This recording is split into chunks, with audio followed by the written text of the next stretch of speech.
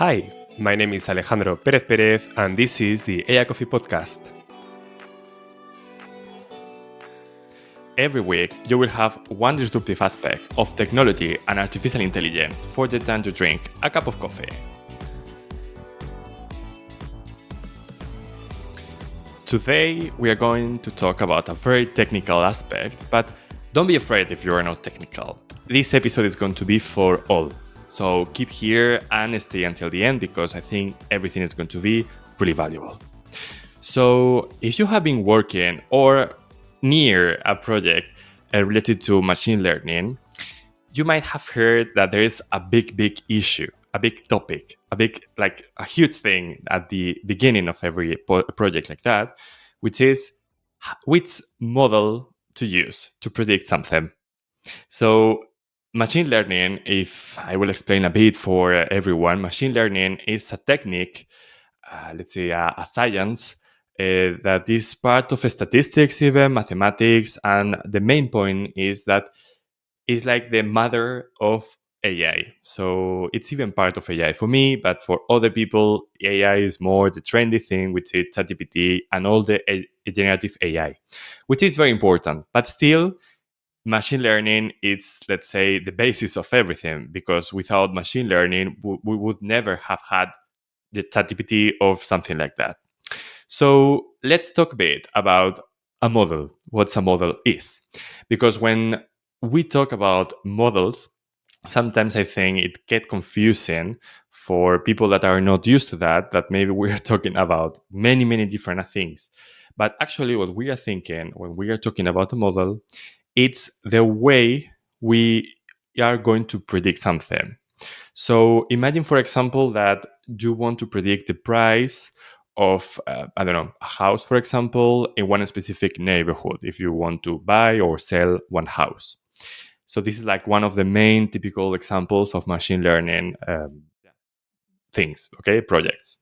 So if you want to do that, you would maybe try to think, okay, I will try to take the data from like the prices of the last year in this neighborhood and then trying to create something, I don't know, the mean, for example, the average of these prices in this neighborhood, and it could be a first approximation.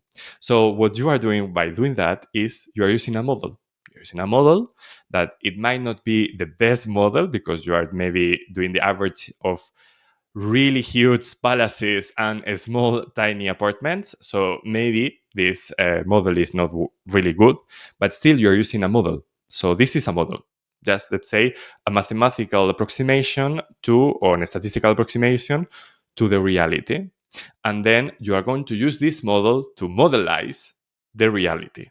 Okay, so this is more or less the idea. So for example, I'm a physicist, and in the physics world, in nature, there is thousands of models we have. So for example, I don't know if you know any equation in physics. Most of them, what you have is actually a model in a formula in mathematics representing the world. Okay, so having said so, we have different techniques to predict the future using past data. But one of the main thing also is having this data, because I've been part of many machine learning projects and services and solutions that has a huge problem. They don't have data. And this is very important, very problematic, because machine learning is very powerful. We have new and better models little by little, year by year. A lot of researchers are researching about having better approaches, better powerful solutions. We have cloud computation, really powerful things, so we can go for a really powerful and pushing everything with the data we have. But still, data, it's like the basis of everything. And keep that on your mind. If you don't have data, you cannot predict anything. This is super powerful and super important. So the first thing you need to have for starting a machine learning project is quality data. And when I mean quality, it means enough data and good data, structured data, and data that could somehow be useful for having this creating this prediction of the future. So for example, in the example I have said before about the houses and prices, if you don't have any reference, you cannot predict anything. But if you have two houses, two prices, you can somehow do some predictive model, let's say, with two houses. But as you can imagine, this is not enough. You need a lot of data, and the more data you have, the better the solution is going to be. So this is, if you have understood that, this is 90% of the most important things of machine learning, because in most of the projects, um, they want to implement an AI solution, a machine learning solution, but they don't have data. And it's very hard and tough for a data scientist, a technical person, to say, we cannot do it because we don't have the data. And you need to wait a lot of time to have this quality data. And sometimes it's complicated. So first of all, have this data, then ask data science to do the magic. But first, that data is very important. So having said so, let's pass to the different models you have and which model to use depending on the techniques you want to implement or the data. So the first thing I would say is that it really depends a lot on the data you have. So if you have a lot of data, which type of data you have, how many, I don't know, a lot of different things and different tricky things. And this is the work of a data scientist, to try and play with all the data, try to understand all the variables, and having this small approach. But let's say from a high perspective, I will try to explain you a little bit which different models we have and why one is maybe better to another one for one specific problem. But still, as I said, you can have thousands of combinations. The reality is very complex, and maybe your project is going to have one model that is not like the one that maybe at the beginning would be for that specific problem, but maybe because other reasons you found it better. So the first thing is try everything and play with everything. And also, if you have the first model at the beginning of the project, it's also sometimes valuable 6 months later, 1 year later, to test others. Also, maybe because you could have a change on the data during this period, and maybe you found another which is better. Okay. So the first division and classification we have is between two different types of models. We have one word, which is supervision of models. So remember, we are trying to predict the future. Okay, so we have two different things, two different ways.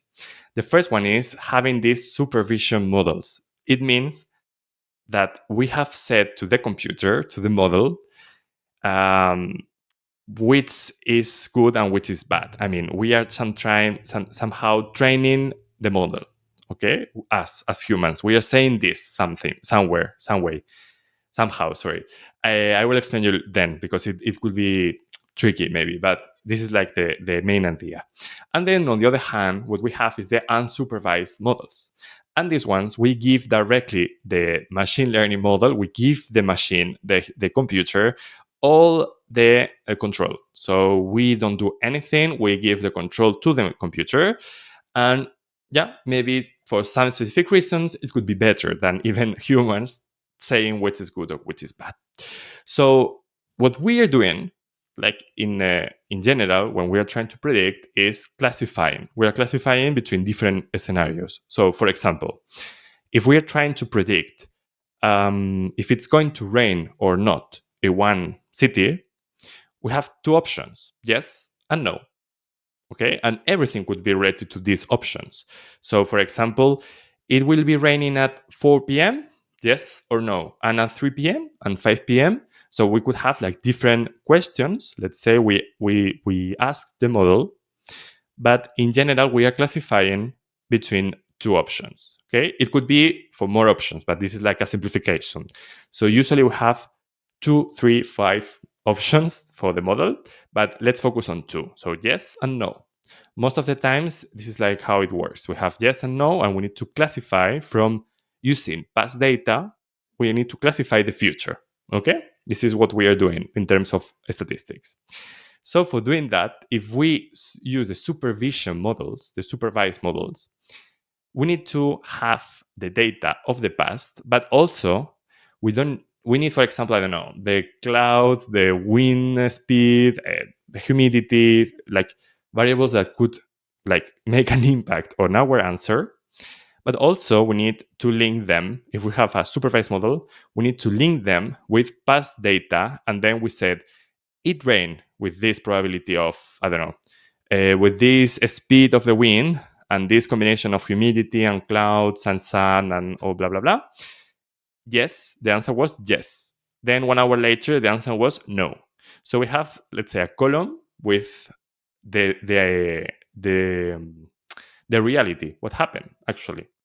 And it could be so simple or more tricky, but we have, let's say, from the past, we have the list of all the events that occur that, okay, it happened or not. Okay, so this is supervised models. Usually they work better because, of course, they know what happened in the past. You are saying the model, okay, with this combination of variables, the solution would be yes. With this, the solution would be no. So usually they work better. In for if you have this, let's say, super easy and let's say narrow options and answers, if you can have them. But then for the unsupervised models, they're usually very useful if you don't really know, because sometimes the answer is not so simple, saying it rained or not. So imagine if you have a lot of data and you're trying to predict, for example, if one plane, for example, one car, one machine breaks. So it would be really helpful to understand if maybe in the next flight, this plane is going to have an issue in the engine, because before the flight goes on, it could be a technician going and checking everything before. So that would be super powerful, super helpful to save lives and money and effort. So yes, why not to do that? But imagine, okay, how many problems a flight could have.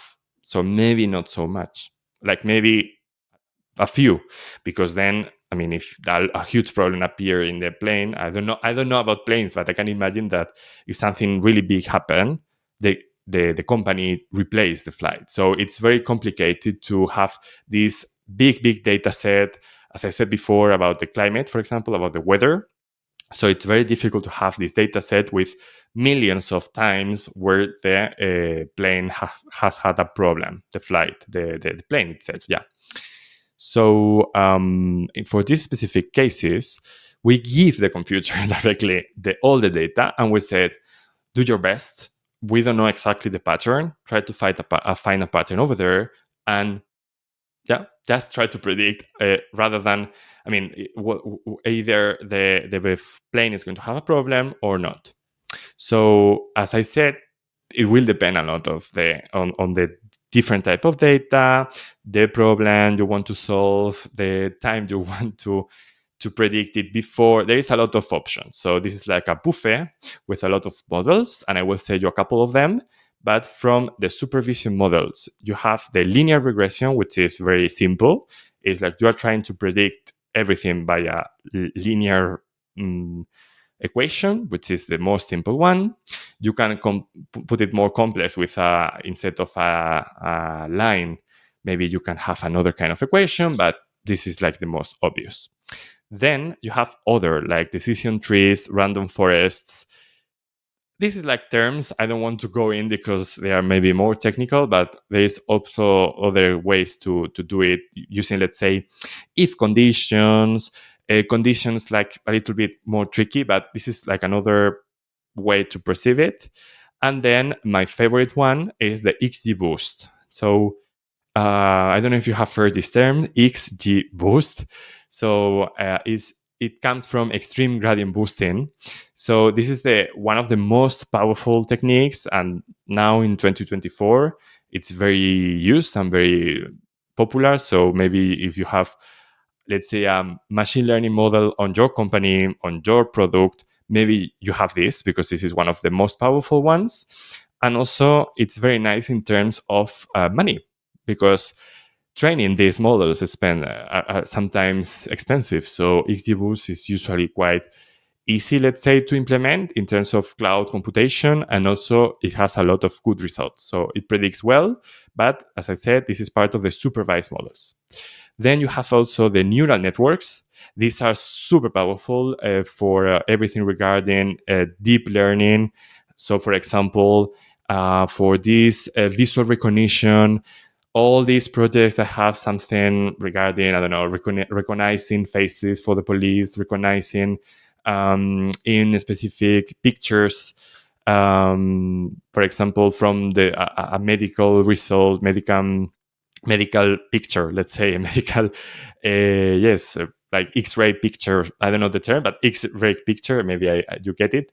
If you want to recognize if maybe the person is having an issue, tumor, something like that, these neural networks works really nice because they go really deep. And as the term, you have this term of deep learning is because they really go deep and try to find every pattern, so they go really far away, but they're really expensive also to be trained. So usually you need to find this balance. And then for the unsupervised models, you have the key means clustering, which is one of the most powerful ones for this specific part of the unsupervised models. But you have others, so maybe I won't say more because there's like thousands, but thousands, no, maybe not thousands, but there's like a lot of them. So the data scientists working with you or the team would try to find the best solution, the best approach. Usually now it sounds really complex, but usually what it is, it's, let's say, 20 lines of code. But of course, these 20 lines of the code are very easy to put. Usually, most of the models, they are for free. They're like different libraries. You can use it, import on your script, and they are free, most of them. But still, preparing the data is the 99% of the project. So if you are preparing a data set for the supervised model, then it's sometimes complex to change everything for the unsupervised models, but sometimes it's worth it because you change and then you discover that your model it's really, really nice. So with that, I will finish. I will send you some recommendations just for you to have the best AI or machine learning model ever. So the first one is try and play. And also, if you have decided one model at the beginning of the project, it's sometimes really useful to 6 months later, 1 year later, 2 years later, reevaluate everything because the quantity of data you might have, the quality of the data, or even the costs you are maybe using would be changing during the time. So maybe you start with some approach and then you discover that everything should be changed for having a better result. So this is the first tip. The second one is being aware and informed about the new libraries, the new models that they appear. Even when you talk about XGBoost, the way you use XGBoost might be different now than maybe in 2 years, because then in 2 years, some people would discover that if you apply the model in a different way, you have a better precision. So you need to be informed of that. So training is a key part of everything. And then the third part is like prepare a good data set. This is not obvious, I always said, but having a lot of data is usually the key. For example, when we talk about things that happen on the time, we recommend and people recommend to have at least 2 years of data. Because imagine if something happened, I don't know, the Christmas Day, for example, and you need to predict something happening on Christmas Day, like the behavior of the, I don't know, roads, for example, like if it's crowded or not, for example, right? So it's sometimes difficult to predict only by one specific day. So in 1 year, you have only one Christmas Day. So you need two, because you cannot know only by one if this behavior you had this day was like the normal, let's say for a Christmas day, or maybe because this Christmas day specific, I don't know, it was snowing and then you had a lot of problems on the roads and stuff like that, but then this is not maybe normal on your place, on your city. So it's complicated sometimes to find the pattern only by one day. So you need at least 2 days of, I mean, 2 times every day on the year sometimes. So this is why you need at least 2 years of data. So of course, if you have 4 years, this is better, because if you have one weird problem 1 year and then in the second one also, but then in the third and the fourth, everything is, let's say, the normal thing, yeah, you have less probability of having an outlier. Okay.